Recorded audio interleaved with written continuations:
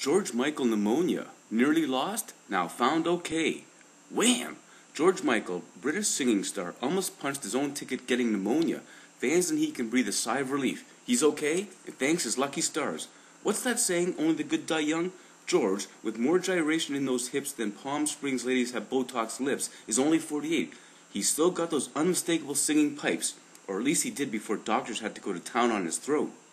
In a moving statement, obviously weakened by his month or so battling for his life, he thanked his family, fans, and most of all his doctors. In Austria.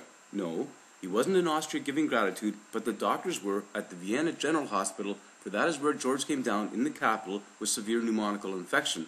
The attack was so grave, he was in an intensive care unit, and it was touch and go whether he was going to, get on with the show. George underwent a tracheotomy so he could breathe. A cut is made into the neck and into the trachea as high as possible, and the resultant hole, or stoma, allows air in. The stoma may or may not be later filled with a tube. Mr. Michael had some advantages going in. Beside his worldwide stature that no doubt helped ensure no one screwed up, he was not overweight. Scalpels work better without blubber, or a baby with parts much smaller to work with.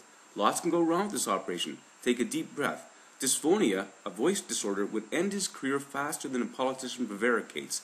This could happen if the operation prevents the vocal folds from vibrating during exhalation.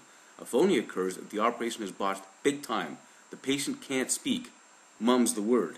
Obviously his statement of thanks means everything is A-OK, at least so far, but he won't be belting out tunes to throngs of adoring fans quite yet. Apparently, complete rest and peace and quiet are mandatory. George is taking these recommendations to heart.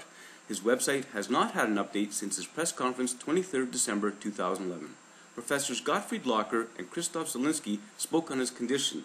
Dr. Gottfried Locker has more credentials than a streethood has aliases. He specializes in internal medicine, hematology-oncology, intensive care, and in a pinch, he can pitch in as an emergency physician. He stands by what he says on his website too, as we can see here, in case you're worried. We've solved the throaty issues of Michael's day, but what generally are the underlying symptoms of pneumonia? Here's how you know if you might have it. If you're coughing up blood, feverish, experiencing chills, suffering chest pain, short of breath, plain old tired, off your food, wheezing, hyperventilating, or got the old respiratory crackles, a suggestion. Don't look too much into this pneumonia phenomenon, you'll feel sick. Geez, it's serious stuff. They even have a PSI, a pneumonia severity index, that rates mortality and morbidity. Really? George was doubly lucky. Not only did he have a crack team on his side, he didn't come down with hospital-acquired pneumonia. Don't laugh, this is a big problem. There's oodles of more germs crawling around in the hospital, and a patient's defense mechanisms are weaker, being busy fighting against whatever they're in for, so don't be scared or grossed out. Think of a lovely George Michael love ballad while we discuss pneumonia basics. Pneumonia can be caused by a virus or bacteria hanging out in the sinuses, nose, or mouth that may spread to the lungs. Then it's called a respiratory condition when the lung inflames. George had the most common type. George said he had streptococcus something. Well put. A quick glance at a definition of streptococcus pneumonia gives us a gram-positive, alpha-hemolytic, aerotolerant, anaerobic member of the genus Streptococcus. Which itemization leaves us further ahead? George is keeping a sense of humor. On his website he writes, "It's not over, of course. I have a house full of sleeping guests and a bunch more friends coming over today. Hangover strictly forbidden." He also talked to spirituality. He has more now, all well and good, but it might have been more influential if the concern which caused the uptick wasn't centered on himself. But spirituality is such an overblown word that everybody just rolls their eyes upon hearing someone invoke it, so George gets a pass for being human.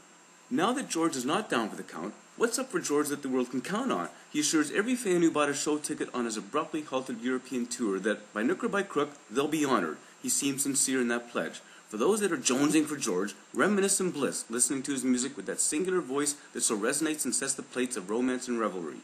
George had a different, best Christmas, one more perhaps in keeping with the true spirit of the holiday, where sharing, family and friendship, and the presence of all are the best presents life can buy. We should all do it, and we don't need pneumonia nor an epiphany to imbue it.